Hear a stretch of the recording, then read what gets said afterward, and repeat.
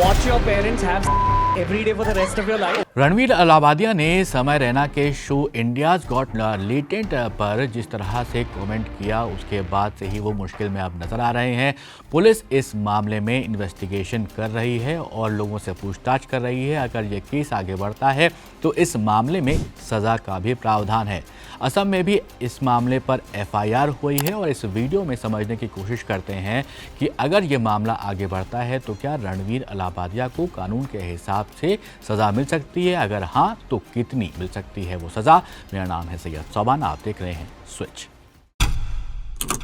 रणवीर अलाहाबादिया एक पॉपुलर नाम है। अपने YouTube चैनल पर वो बड़े बड़े नामी चेहरों के पॉडकास्ट करते हुए नज़र आते हैं, लेकिन पिछले कुछ दिनों से सोशल मीडिया पर जिस तरह से उनकी एक कंट्रोवर्शियल कमेंट पर आवाज़ें उठना शुरू हो गई हैं, उससे उनकी जो मुसीबतें हैं वो बढ़ना शुरू हो गई हैं।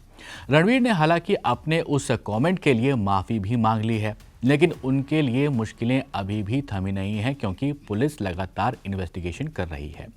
थोड़ा बैकग्राउंड समझिए तो एक स्टैंड अप कॉमेडियन है, नाम है समय रैना। उनका एक पॉपुलर शो है, यूट्यूब पर देखने को मिलता है, इंडियाज गॉट लेटेंट उसका नाम है। इस शो में वो गेस्ट के तौर पर पॉपुलर पर्सनालिटीज़ को इनवाइट करते हैं।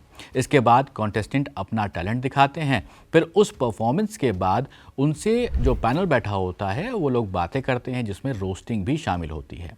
पहले भी इस शो में कई ऐसे इंसिडेंट हुए हैं जिन पर बवाल हुआ है, लेकिन जिस एपिसोड में रणवीर थे उस एपिसोड में उन्होंने पेरेंट्स और सेक्स पर कंट्रोवर्शियल कमेंट किया, जिसके बाद से बवाल मचा है।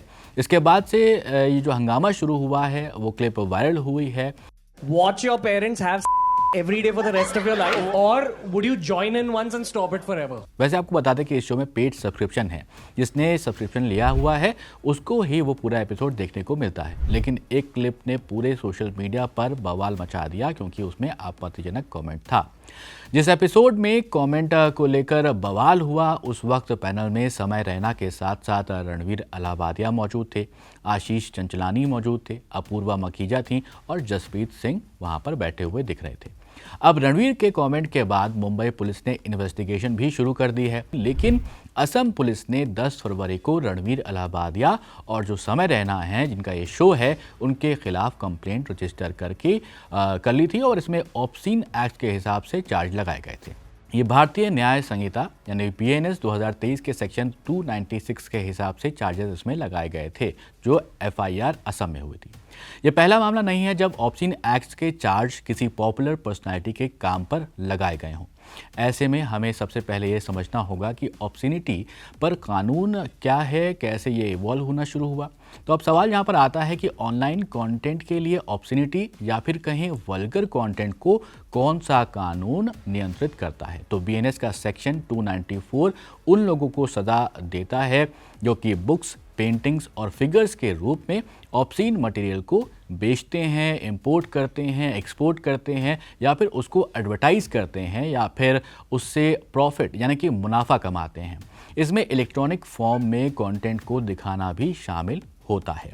इसमें ऐसे मटेरियल या फिर कंटेंट की बात की गई है जो लेसिवियस यानी कि कामुक हो या फिर प्यूरिएंट इंटरेस्ट यानी कि कामुकता में इंटरेस्ट को बढ़ावा देता हो।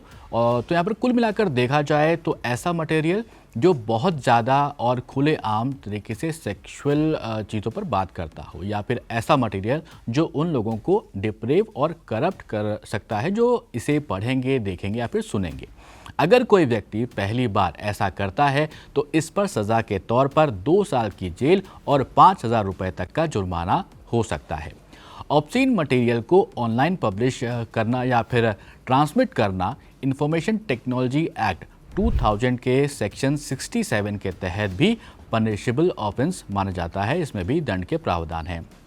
ऑब्सीन मटेरियल की डेफिनेशन वही है जो बीएनएस के सेक्शन 294 यानी जो पहले इंडियन पिनल कोड 1860 के सेक्शन 292 में दी गई थी, लेकिन इस कानून में सज़ा और सख्त है। पहली बार अपराध करने पर 3 साल तक की जेल और 5 लाख तक का जुर्माना हो सकता है।